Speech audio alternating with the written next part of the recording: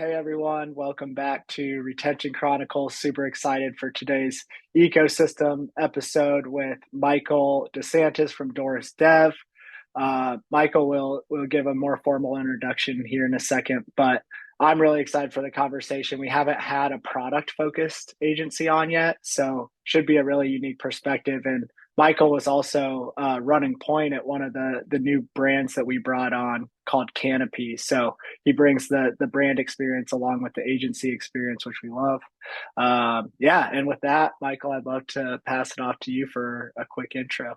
Well, yeah, thanks so much for having me. Mike DeSantis, I am the Director of Business Operations here at Doris Dev on the founding team at Canopy. Yeah, I can go into a little bit more detail about Doris and Canopy.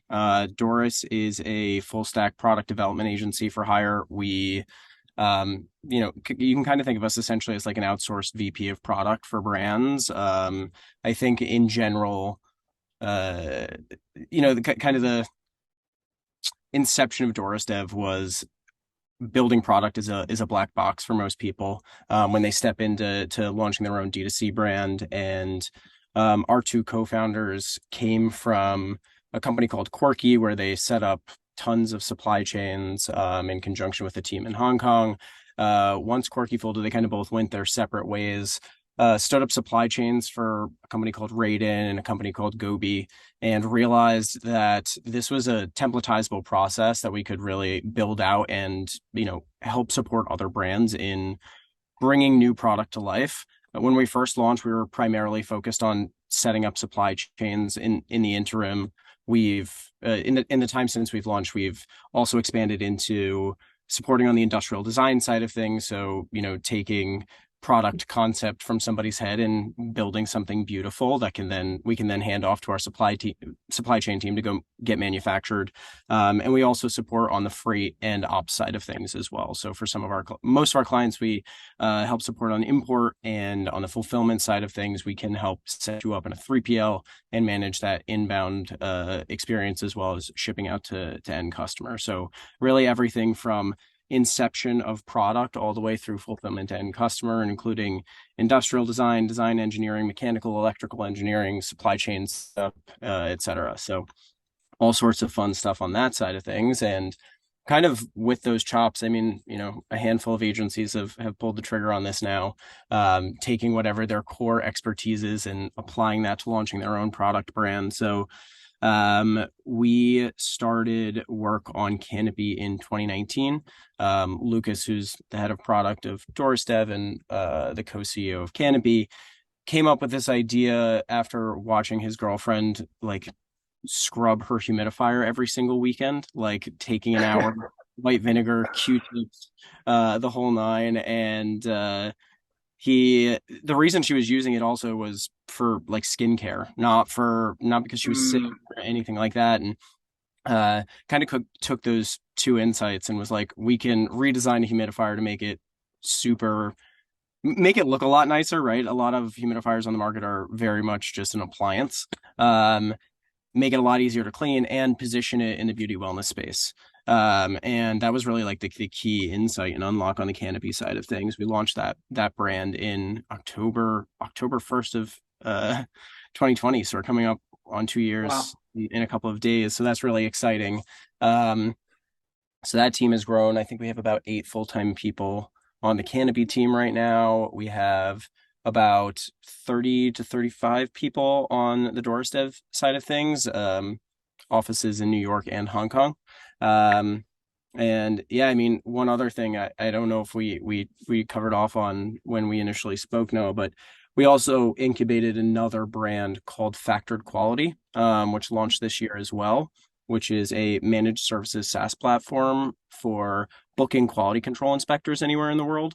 So think about it like Flexport. You can go in, give us all your factory details information. We can run factory audits, inline inspections, pre-shipment inspections, compliance testing, etc. So really just like helping to support brands that are, graduating from Doris Dev and or just other D2C Mm. brands in the ecosystem who are looking for support on getting kind of boots on the ground in China or wherever they're manufacturing goods. Because you can't really. Back in the day, back in the heyday, you could just fly over to China during production and watch stuff come. Now you Hmm. kind of need somebody there to do it for you. Right. Wow. There's a ton to So unpack. much. Yeah. I'm like so impressed. Like my head is spinning hearing you talk about everything that you do that Doris Dev does. I can't wait to dive in. Yeah, yeah, Yeah. no, it's exciting stuff. Unique seat for sure. Hmm. And I'm a little nervous myself now because like I don't know much about product development at all, which is one of the reasons I was super excited to have you on. And I do think it's a gap, right, for like a lot of our customers. To your point, like we're seeing a lot of our top marketing agencies spin out their own brands, and their expertise is really solid on like the marketing side. Of course. But I Hmm. would imagine a lot of them are going to need some help on the product side and iterating on the businesses that they're either acquiring or starting from scratch. So I think it's a really interesting dynamic. My first question that came to mind was now that Canopy's a few years in, you kind of talked about the headcount at each Canopy and Doris. Um, have you and the founders of Doris gone back to Doris now full time, or what's the intersection between? Yeah, so I think like in the lead up to launching Canopy, I was probably 75% on Canopy, and that probably lasted almost a full year post launch of the business. In the time since that, my time has probably shrunk down to closer to 25%. Justin and Lucas split time probably a little bit more evenly, but at the end of the day, these things oscillate and vary, and you know prepping for Q4 right now on the Canopy side of things is a little bit more intensive, but Mhm. we're still, all three of us are kind of split across both teams at this moment in time, and I at this point, especially like on the Canopy side of things and on the Doris Dev side of things, we've hired in people to really start executing on really specific things so we can be involved in strategy and growing these businesses from a tactical perspective and less like needing to be in the weeds on the executional side of things. But that doesn't mean we don't still get our hands dirty when we need to. Right, Hmm. right, right, right. Cool. That's good to know. Okay, so I kind of want to, if it's okay with you, I would love to like give you a product idea and just like have you walk the audience through like Okay. how you would think about from start to finish bringing this product to life. Yeah. Um, and I'm just going to use one of my very good friends. Shout out to Josh. Josh is just started selling a. This is going to sound weird, but I think it's a cool idea. It's like a wall mounted cat scratcher. Okay. So it's like a Fun. thing that a cat can come, like it's on the wall. It looks cool. They can come play with it. They can rub them, scratch their backs, that sort of thing. Love it. And so he went through like this whole. He went through like a warehouse at overseas. I think maybe even Alibaba or something. But Yeah. I'm just, if we took that example and said like we want to create this ourselves from scratch, how Mhm. would you? How would you? What would you even start with? Like from a consulting standpoint, do you do anything up front to make sure that it's viable, that you even want Yeah. to take the time to do it, and then all the way to like fulfillment, I guess. And Yeah. then we'll obviously talk about what happens once it's actually in market as well a little later. Of course. Yeah. I mean, I guess I'll start with like a little inside baseball, which is, I Yeah. think, worth noting. So, Doris Dev's a bootstrap business.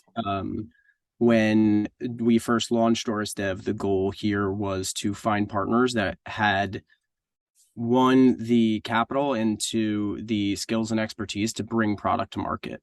Um, Mm-hmm. uh, Anybody who works in any sort of design field will tell you there's so much work that gets done and executed on and never sees the actual light of day. And kind of given the work that we do in physical product, we needed to partner with businesses and brands that were going to be able to bring product from concept all the way through to execution and ideally find success. The way that we've grown Doris Dev as a business is through word of mouth almost exclusively. Like we don't do outbound marketing, we don't have a press team. We just put good work out there, and good work, good things come back to us. And I think that, we can talk about retention, and, I think that's Yeah. that's part of the retention piece on the Doris Dev side of things.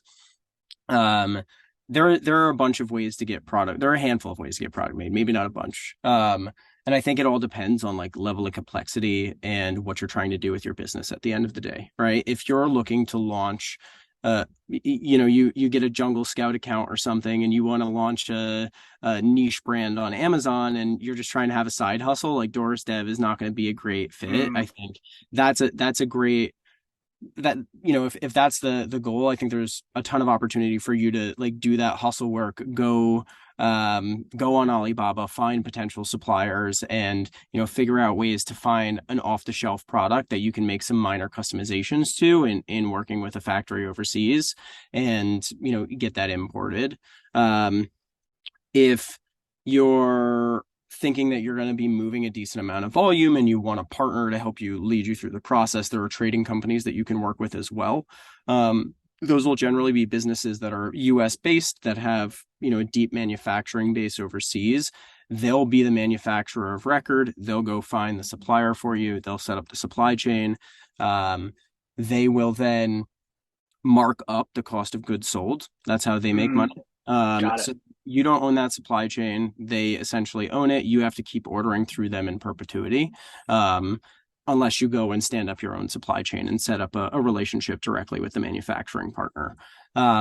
So that's what do most of your customers do, or maybe you're getting to that. Yeah, so that's the next piece of the puzzle, right? I think like the goal of Doris Dev at the end of the day was to build a system that we could help brands through this initial process, and then when they're ready, when they've gone out and they've raised enough money and they've hired in the appropriate internal product people, the supply chain is theirs to own and operate, right? We don't want to insert ourselves in the middle in perpetuity where we're marking up cost of goods sold, et cetera. What we're doing is we're setting up supply chains for scale for brands that have high growth intent or high growth potential, who maybe their opening order is only 5,000 units, but 2 years down the line they're placing 25,000, 100,000 unit purchase orders because they've been able to scale their business, and as a result they're not continuing to pay that markup on cost of goods sold that you would if you were going through a trading company. It's not uncommon to start down that path with a trading company, and once you find product market fit, and to invest in actually standing up your own supply chain. So I'll say like the cat scratch product is probably right, not not a the Doris Dev. Yeah, not the best thing for Doris, but like maybe we just use Canopy as an example. Yeah, that's great. So at the end of the day, what we're looking for, if we're doing everything end to end, industrial design through supply chain setup into freight and ops, we're looking for a number of things. One, we're looking to understand what the capital structure of the business is. How much money have they raised? Do they have the money that they need to invest to stand up a supply chain, and then have enough money to launch a website, build a brand, and spend the marketing dollars to keep the business rolling? That's super important to us. Kind of harkening back to that, we want any brand that we work with, we want to see them be successful. We want to make sure that they're going to have like a long lifespan, and want to support them in standing up a supply chain that can scale with them. Two, I think it's like we are in a position, and we have been historically, to say no to things if we don't think it's going to be a good fit for us, whether it's a type of product category that we're not super familiar with. We don't do wet chemistry, we don't do apparel, right? We really focus on like durable goods. Canopy is a great example. In injection molded plastic part with a fan, there's some electrical components involved. In that case, we'd be looking for a brief from the client saying, hey, here are all the key characteristics. Here's the kind of target market we're looking to go after. Here's our target landed costs. Here's the key constraints that we're aware of, whether that's, relevant compliance testing, or in, the case of a humidifier, say we need it to be able to humidify space up to 500 square feet, right? So there are, kind of design constraints and engineering constraints, and we're looking to have those at least somewhat defined prior to kicking off an engagement, so that way we can have a clear picture and path forward. We're also looking for, target minimum order quantities somewhere in the $1,500 to $2,500 range. Obviously, the more the better, because you're going to be able to push price down on the factory side of things. But that's kind of the low end of what we're looking for in terms of what people are looking to execute on. And at the end of the day, you're making a big capital investment to set up a supply chain. So once we have all those key characteristics defined, what we'll do is we'll step into the industrial design phase. We'll bring in the design team. We'll have a kickoff meeting, really kind of blue sky the project and say, here's where you're finding inspiration. Here's where we're finding inspiration. It doesn't even have to be the same category of product. It could be a sculpture that you like or something like that. We just worked with the soft services team. They just launched a product actually on Tuesday that was inspired by like some sculptural art that we then took and turned into a physical product, and it's beautiful. It's called TheraPlush, I think. So once we do that blue sky work, then we're going to start to lay out a handful of different concept paths forward. We're going to narrow that down and then refine until we get to something that is ready to be basically handed off to the engineering team. So that way we can start to really think about, okay, now we have this beautiful product in 3 dimensions, right? We know what it looks like, but how does it actually get made? And there's a natural tension between design and engineering, right? I think there's design in theory, and then there's like functional design in practice, and how do you get product made at the end of the day is always an interesting challenge. So once we get to the end of industrial design, it gets handed off to the engineering team, and then we're kicking that tech pack over to the team in Hong Kong as well. And we're going out and we're reaching out to a bunch of different manufacturing partners, trying to figure out who would be a good fit, figuring out what sample cost, timing, MOQs look like, what estimated tooling costs look like at that point. And then while the engineering team is working in conjunction with some of these factories, we are getting samples, reviewing the samples, working towards making a decision about who the best manufacturing partner is going to be. From there, we'll kick off tooling if it's relevant. If you have an injection molded plastic part, you essentially need to build a fixture that you can inject the plastic into. And so that'll get kicked off. And during that process, we're going to get multiple samples off of that tool, make sure that the product coming off the line is of the spec and quality that we're looking for and we're ultimately trying to achieve.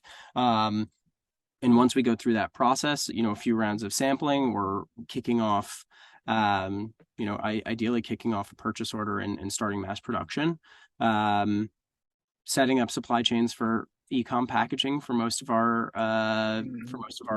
customers as well. And on the Canopy side of things, I think we're on our 5th iteration of packaging at this point. So packaging is low key tricky, and I think everybody underrates how complicated packaging is actually going to end up being. Then finished goods get packed into their e-com shippers, put on a container, and sent to a 3PL. Now you've got a product in market. In general, that whole process takes it's about 2 months of industrial design and then 5 to 7 months of setting up the supply chain and getting finished goods. Wow. So a lot of people, we have a lot of conversations where it's like, hey, I want new I had a conversation last week. I want new product in market in December, and I want it to be fully custom. And I'm like, unfortunately, that's not going to happen. Sorry, buddy. Yeah, it's definitely a matter of like the people who are new to the product development process, I think, underestimate the amount of time, energy, and effort that it takes, underestimate the cost that goes into the whole process. But at the end of the day, right, when we go through that process, now we have a supply chain stood up. All you need to do is email the supplier and say, hey, we need to get the ball rolling on a second purchase order. A lot of clients continue to work with us. We manage their supply chains in an ongoing fashion, and then ideally are helping them stand up new supply chains for new product as the business grows. And then eventually people sadly graduate from Doris Dev and hire internal product people, and everything should be running smoothly at that point. That's awesome. That's it, right? Yeah.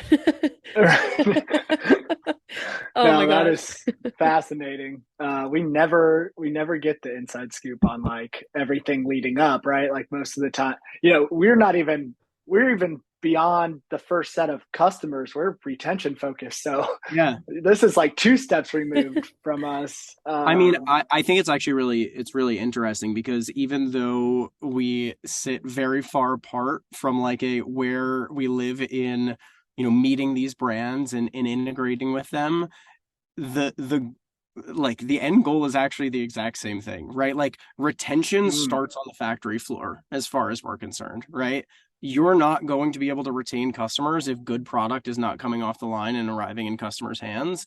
They're not going to come back to you for product number 2 or 3 or 4. They're not going to subscribe for whatever your subscription model looks like if the initial experience with the product isn't great. It's the first impression, and if you build this beautiful brand and you set customer expectations really high for what they're going to receive, and then you get something that doesn't meet those expectations. I have a story. yeah, I just bought a new set of TaylorMade golf clubs. nice. I got the pings, but I was Okay. looking at the TaylorMades. Yeah, So I just bought a new just this set of summer. TaylorMade styles. Super excited about it. I'm like, wow, it's time. I think my set of clubs were from 1999. Like Same, man. We went needed through an the same update. process. Yeah. And they arrived in like the shittiest corrugate box with like just these not thoughtful foam inserts. And Yep. like my excitement level decreased from it. And like I'm still very excited I have my new set of golf clubs, but like expectations were misset in my mind. It Like would have even if been better. Yeah. yeah, it could have been so much better. And I think like being thoughtful about that entire experience is super important, especially if you're a digitally native brand at the end of the day, is like delivering high quality product and the physical experience of receiving the product are very important. Absolutely. I'm curious. We actually just had. Are you familiar with Whiplash? They're Yeah, I am. Yep. they're a great 3PL partner of ours, and we were actually on multiple calls with them just yesterday. So this is top of mind. I'm curious. Like what is the intersection between how you think about packaging and then what a 3PL can add to that experience Yeah, for yeah. the end customer. So I think that as far as that goes, we are constantly working with clients to help minimize cost domestically, right? If you're producing, like so many people sell like starter kits of something, Yeah. right? Whatever it Yep. is. Even Canopy, it's a starter kit, right? We have the humidifier, we have the adapter and cord to plug it into the wall. We have a set of aroma kits. We have a filter, right? Now, if you were to assemble all of that domestically at a 3PL, it's going to get relatively expensive because they're charging you on a pick and pack basis. Every single touch Mm-hmm. is an additional cost. Right. Um, so we're really looking to do a couple of things on the packaging development side of things. One, we're trying to optimize for space. Like, thankfully, over the course of the last 2 weeks, freight costs have like really come down, which is exciting. Last year they were $20,000. I think I saw a quote last week for 6K, which is very exciting. Yeah, that's quite a difference. Uh, I'd say but so. we're one major thing we're doing is we're optimizing for space, right? We want to have the smallest possible box that can keep product protected. Because you're talking about saving costs, one on the freight side of things, two on the storage side of things, and three on the outbound fulfillment side of things.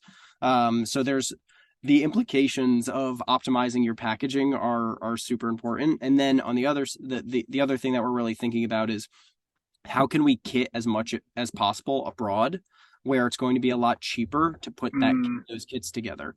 Um, just lower labor costs, etc. Now, obviously, you know, if you're working with a 3PL, you're expecting them to run special projects where you're like, hey, I need you to take this out of the box, put this in it, etc. Whiplash told us yesterday that they literally put bikes together for one of their customers. Like Yeah. they make bikes. Oh, of course. I mean, there's we've definitely asked 3PLs to do a lot of crazy things. Back in the day, like at Raiden, we were like, you need to open up all of these returns and polish these suitcases and put them back in bags so that we can, like 3PLs Yeah. are always down to help out. Yeah. I wouldn't say we're like diametrically opposed. I think that we have a union with 3PLs that is, we're trying to make everything operationally efficient. And I think good Mm-hmm. 3PLs are focused on operational efficiency as well. Um, Right. and at the end of the day, they would rather have people who have high volume products who are moving a lot in and out of the warehouse than people who are just doing a lot of kidding, for kidding's sake. Yeah. That's Yeah. cool. Yeah, I never have thought about the idea that like when a 3PL gets, which I'm new to the 3PL game too, totally. So I'm still figuring all that out. And yesterday's sessions with them were really helpful. But I didn't think about the fact that like there is also packaging work that's done before the package even arrives to them. Sure. And so it makes a lot of sense that you would be optimizing for efficiency. With you mentioned like 3 or 4 factors that you think about that all make sense. I'm wondering, is there any with the big push on like eco-friendliness? Yeah, Do you think about that at all when you're manufacturing products, and or is that more like once it absolutely. gets here? No, no, absolutely. I think that at this point it's table stakes, right? Mm-hmm. Wherever there's opportunity to take an eco bent, you want to take it. Um, the like there we work with a bunch of brands that have really heavy products, right? And heavy products means corrugate fails when it's getting shipped. There's a type of testing you can do called ISTA testing that will basically run your package through a bunch of like hilarious scenarios, like getting drops 100 times, and heat testing, cold testing, etc., to make sure that vibration testing, so that we can have a really high level of confidence that product's not going to get destroyed in transit. Um, so you know, back in the day, everybody just put foam in. It was super easy to protect. It's super easy to protect anything if you put a bunch of foam in it. But obviously, no customer wants to open a box that's filled with foam. Like that gives you an icky feeling as a consumer at this point. So, um, being really thoughtful about the types of corrugate inserts you can create, how you can uh, experiment with like kind of some frontier stuff. It's this super high cost right now, but I think it's really interesting. There are mycelium inserts, so you can basically make a mold and grow these mushroom inserts to put in your packaging, which is fully biodegradable.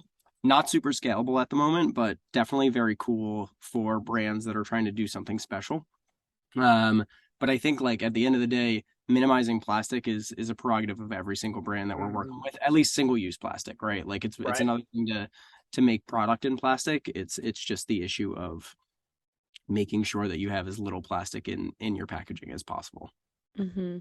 Yeah. I actually just had to look up what corrugated inserts mean. So it's like when it fits in the box like perfectly, it has that little indent. It's really Yeah, yeah. cool. Yeah, yeah.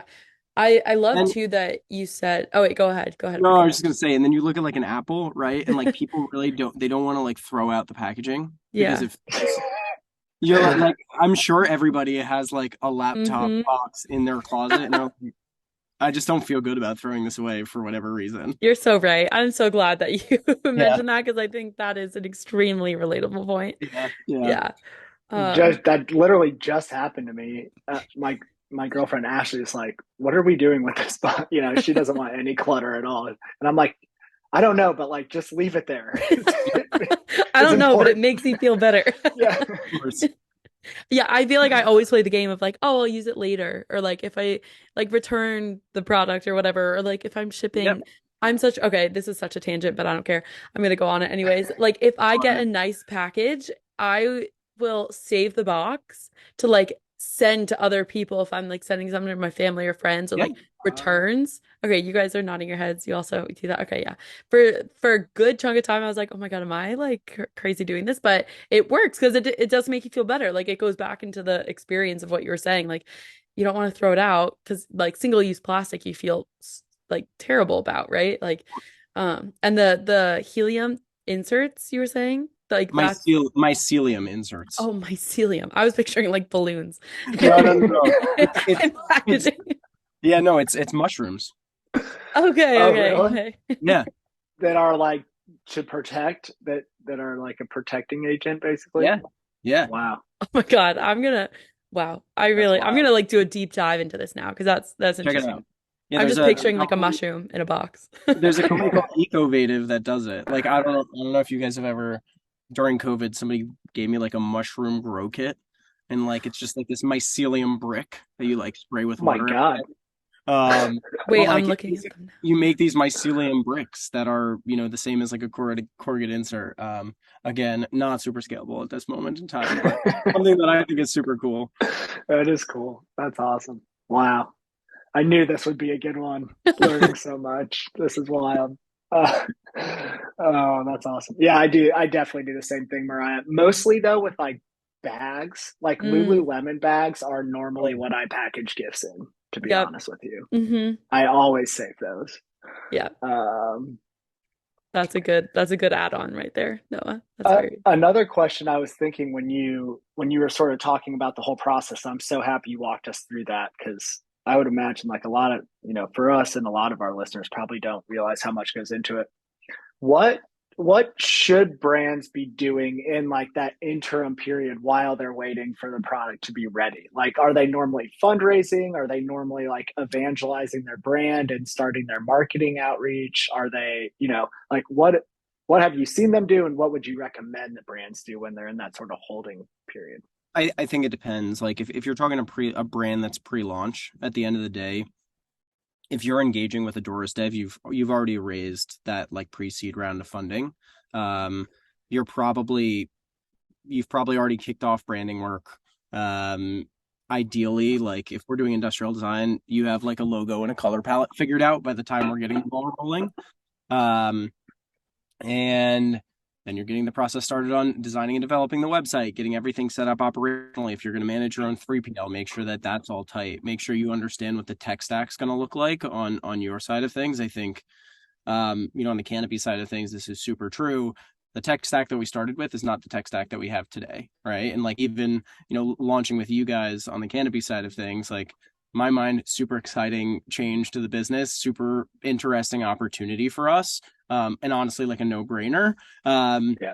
I think the thing is like when you're first evaluating your tech stack though, you need to be thoughtful and you need to stay scrappy. I think that a Yeah. lot of brands, and I think everybody's feeling this now, but uh people like to spend when they have the money, and fundraising is a lot harder to do today than it was a year ago.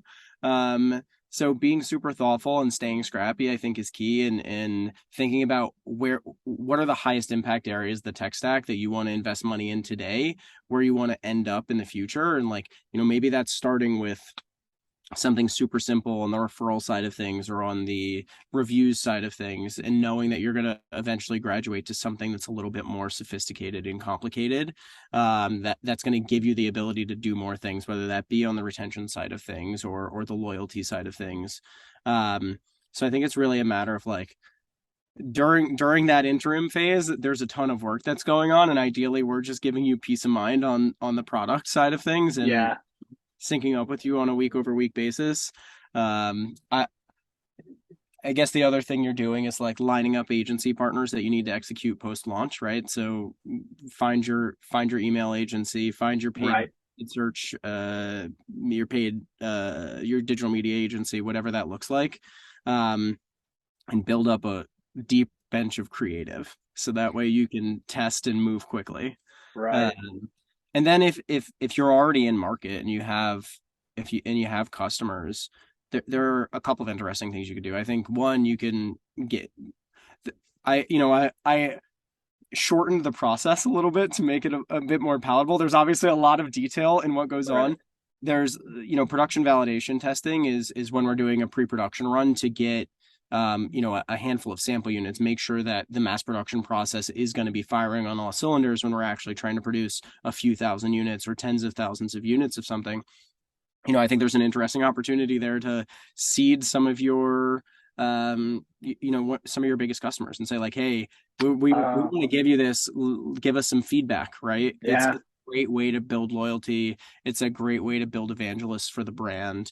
um what we do is we kind of on the Canopy side of things, we have like an SMS list, which we kind of refer to as Canopy VIP, right? So we're teasing them with stuff a lot earlier on than we are the rest of the customer base. So I think it's kind of like priming them there, seeding influencers, getting the PR team to start pitching the product out to different publications, so that way when we do have a launch, it's splashy, right? And we have things that we can point to on the press side of things, and then ideally behind that clicks into place the email side of things, start spending on Facebook, Instagram, Google, TikTok, Pinterest, wherever you're finding success, and kind of scale into it. Yeah, I think it's a little different depending on if you're in market or if you're pre-launch. Right. No, I think that's also very like interesting, just based on I actually had that question written down, but I have a ton now. Are most of the brands that you work on like net new entrepreneurs that come to you with a product and then they have to like go get funding? And I'm curious about how you would get funding before you have, validation that one, you've done this before, or one, you have a product that works. Yeah. And two, another like top of mind question, because we partner with a lot of those agency types that you sort of walk through. Like, is there one, do you have preferred agency partners that you help sort of point your clients to? And is there a world in which you start to do some of that growth stuff down the road at Doris?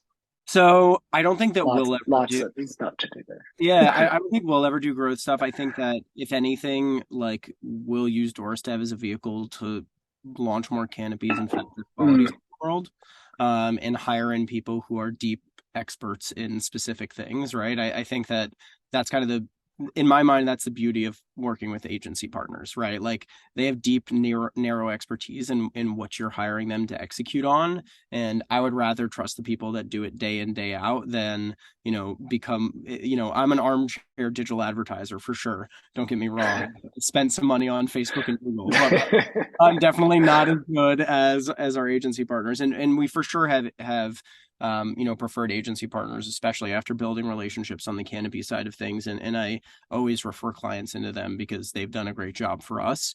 As far as like agency partners that are good fits for us, like, potentially helping support each other in building, getting new business. Branding shops are kind of one of the key pieces, just because branding shops are the only people that are having conversations with pre-launch brands as early as we are. It's really like us and them.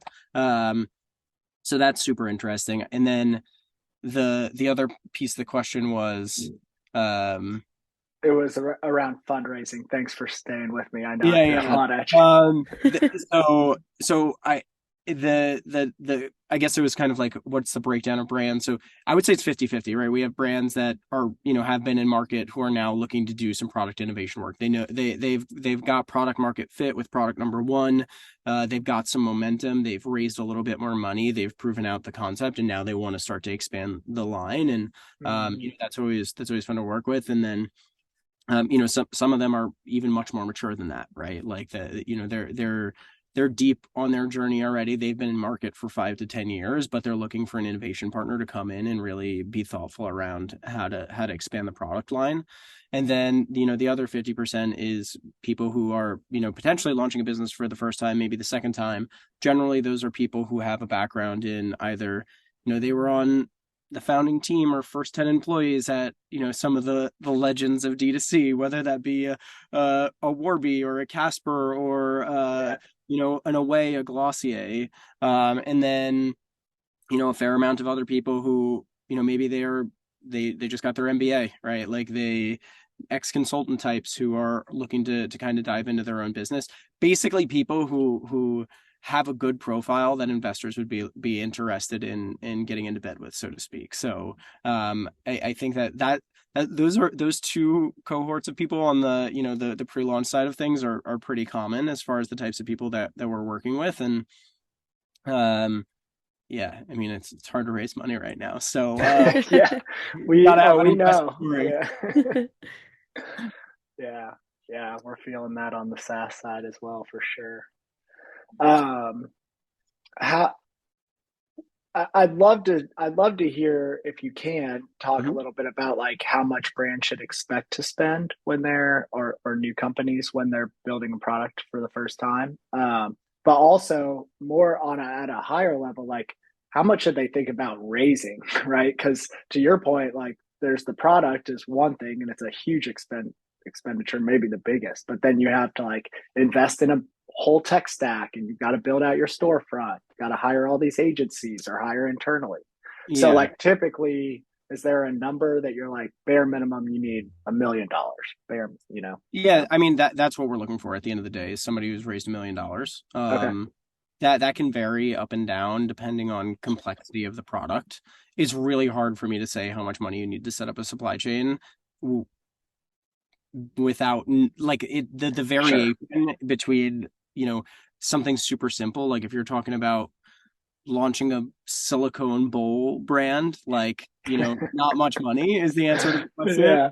If you're talking about launching something that's complicated with multiple different functions with a ton of electronics embedded into it and connectivity to an app, Right. now you're talking about $1 million isn't even close enough to launch a business because you're not going to be able to. Sure, maybe you can set up the supply chain and do all the engineering and industrial design work and pay for tooling. Tooling is super expensive.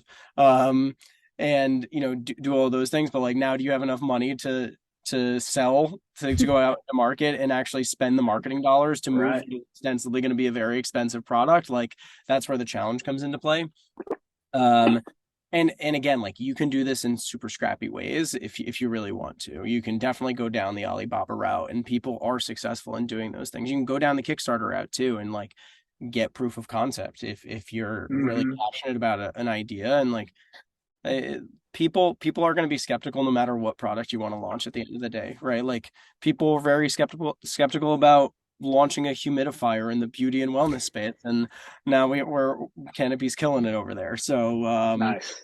I think the $1 million is where I would kind of set the bar. I think that there's still opportunity to collaborate if you've raised a 500,000 or 750K, but I would say anything less than that, then we're starting to teeter on like Doris Dev probably isn't the best fit for product development. There's probably other lower cost options or that are going to be more well suited to the budget that you have to work with. Cool. That is very yeah, very interesting. I just threw out the million as like a round number, so it's funny You that nailed it. that was the number. Yeah. Oh, that's great. Um, okay, so I know that you said earlier, you talked a little bit about how, even though we're sort of at two different, massively different parts of like the brand life cycle and the customer life cycle, but we're thinking about retention in similar ways. Beyond just packaging, are there any other things that you think about from a retention standpoint, early on in production? I mean, I think that there are interesting levers you can pull on the product side of things. I do think that this is something that like, we can only lead a horse to water. One thing that I saw that I think is super cool.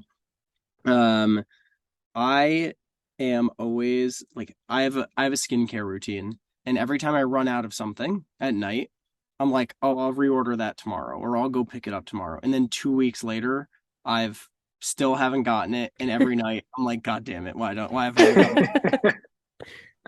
So I think that there's interesting things that you can do on like the QR code side of things, like for physical Mm, product, where it's like a quick reorder, like on the yeah. back of your skincare product or whatever that is. Because I'm probably like listening to a podcast or something, but I'm not pulling Right. out. I'm not going to your website right away. And if I had an easier way to just like quick checkout, I think that would be a really interesting way to just retain customers and keep them coming back on the actual product side of things. I That also think seems like, before you go to the next, that seems like you said Malomo's a no-brainer. We agree. yeah, The QR on the packaging seems like a no-brainer. Like, why would every consumable brand not have that? of course, and like people have just become super used to using it. We Canopy actually uses Bridge Mm. for QR codes, and Canopy has a disposable filter, right, or a consumable filter. Every 6 weeks or so, you need to replace the filter inside of your Canopy. I think that having a this is like this is like a aspirational goal for I think a lot of brands, but having a product that needs something to keep working is also a really nice unlock. I think that's like a dirty little secret trick of the trade, right? If you like, you can't use an old school vacuum without a vacuum bag, right? Like you Right. can't if you sell somebody a permanent skincare pump like the TheraPlush that I mentioned before, you have to buy refills in order to get value out of it. And now you have this like permanent thing on your counter. You kind of like don't want it to go to waste. Right. With a humidifier, you have something sitting on your bedside. If you're not replenishing the filter, you're not, you can't use it. So it's kind of like if you can, that's like a little dirty secret maybe We A of did little catch-all. force well retention almost. Yeah. we did a podcast with one of our top marketing agencies, Electric, and our buddy Brandon over there. The whole theme of the podcast ended up being every brand can be a subscription brand. Like, it Yeah. doesn't matter if you. I think his example, Mariah, was like, it doesn't matter if you sell pools. Like, we have Yeah. a brand who sells pools, and they figured out a subscription model. Yeah. So Yeah. And if it's you're curious, like that subscription was like a cleaning service. Like if Yeah. you just right. get creative with it, there's ways to set up your business model to favor retention, like you were saying with like filters or a replaceable part. Yeah. Of course. I mean, I just listened to a podcast recently that was talking about there's this whole private equity initiative. They're gobbling up all of the car washes all over the country and rolling them up and selling subscriptions for like Oh yeah. basically the cost of one wash plus 20%. And then maybe people use it, maybe they don't, but they're Right. staying on board longer. And it's like, any car washes can be a subscription business, really anything. Right. Yeah. right. Yeah. I also want to add too with the QR codes. Yeah, it's weird that it's not more practiced, but it is also so user friendly too. Like anyone can Mhm. use it. Like that's one thing that I think um it's one of those things where it's like, oh, it should be table stakes, but it's interesting that it's not. And it's just because I think a lot of brands don't use it. But if you're on the earlier side to using it too, it stands out because you're like, wow, this is so easy. Because you just scan the QR code and then you can check out right there. It's so easy that my parents don't get confused about it. So Right. That's the point I was trying to yeah. make. Thank you, Michael. Yeah. I Yeah. think you might have had one more that you were going to say before I rudely interrupted Oh no, that you. was I was still going to talk about the filter for Canopy. I yeah. think that's at the end of the day, right? Those are pieces of the puzzle. On the agency side of things, it's like do good work, right? Like I think it's as simple as that. If you're an agency partner who genuinely cares and the people who are staffed on an account genuinely care about the success of an engagement, especially for like a company like Doris Dev, we're embedded with our clients for years, oftentimes, Right. right? And, I've worked at branding agencies in the past, and I always felt like such a mercenary. Like you get in, you do 2 months, and you're out, and like everybody's a little bitter at the end of it. Whereas like the goal of Doris Dev is like foster deep, meaningful relationships, have skin in the game, really care about the success of these brands. Talk to people like you guys to be able to then recommend into clients to say like, hey, have you guys thought about this? Like you really should be. Because at the end of the day, the more these businesses grow, the more opportunity that we then have to help set up new supply chains and build new product and do really cool and interesting and innovative things. So yeah, I don't know. It's a fun little circle. I love that mindset. I'm going to go back to Whiplash just for a second. Yeah. We don't have an integration today. We don't share revenue back and forth or anything like that. But in my opinion, like, our team can become so much more strategic by recommending, ancillary offerings, whether they're technology or physical service offerings, um, that, we don't necessarily directly benefit from making that recommendation, but we're now like a more strategic consultant for our clients. They trust us more.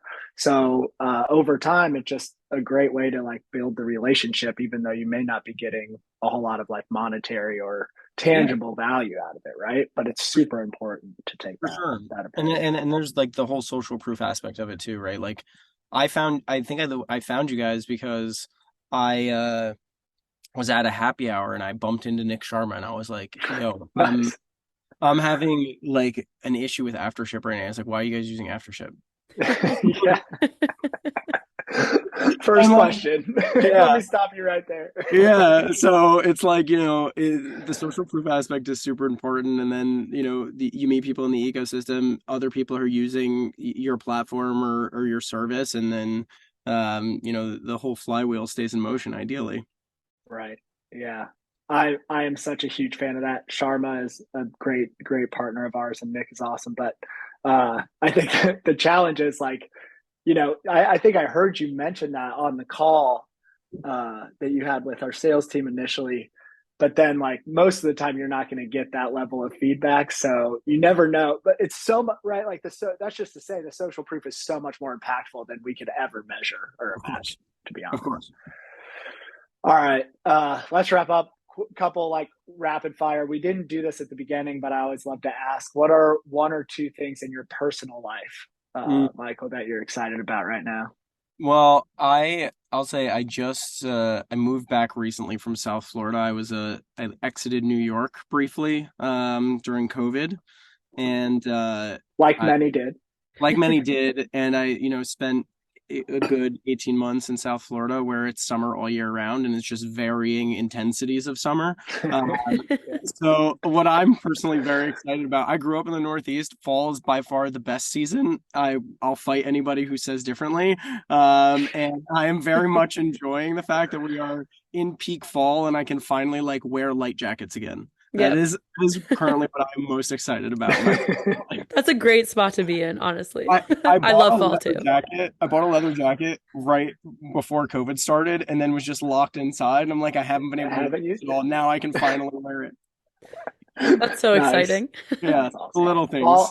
Fall in the Northeast is pretty incredible. We Yeah. like it feels like Mariah for us in Indianapolis. Like fall is like 2 weeks. It's not the It's like same. Yeah. I'm it's from not New the same. Jersey and so also Northeast and so yeah, it's Fall's where it's oh, at. it's so much better. Yeah. Well, we before we started recording, I mentioned happy hour next Wednesday in New York. So if you're Yes. free, if any of our I don't know if we're gonna get this out before then, Mariah, but Before New we'll York? No. okay. Well, we'll But be there for Thread for a tennis conference, and before the conference starts on Thursday, we're doing a happy hour in like Midtown area. Cool. So, Michael, I will send you the details for that. Last Mm. question. Obviously, you've had an incredible career, like unlike many of the people that we've had on the podcast, like I said before. So, what's like one tip or trick or some piece of advice that has sort of guided you throughout your career so far? I think the thing that is most salient to me is, and I it's advice that I feel like you can't really heed until you go through it and make the decision. But that is to say, like, don't fall prey to the sunk cost fallacy. Like, know Ooh, that's a great know one. know when to cut and run. I have definitely found myself in situations or going down paths or working on projects and felt pressure to get something across the finish line, even though it may not have been the right fit anymore, whether that be professionally or from a project perspective. Maybe things have shifted and changed and you kind of just need to take a step back and rethink where you're at, what you're doing, why you're doing it. And I think it's super hard once you've already invested a ton of time, energy, and effort into something to kind of cut and run. So I think that is my biggest piece of advice to anyone. that's a great I piece of advice. I just heard this podcast. I think it was like a Motley Fool episode where they had a writer on who just wrote a book. I just looked it up. I think it's The Power of Knowing When to Walk Away is this like subtitle, Dude, and the title is Quit. I um, read that.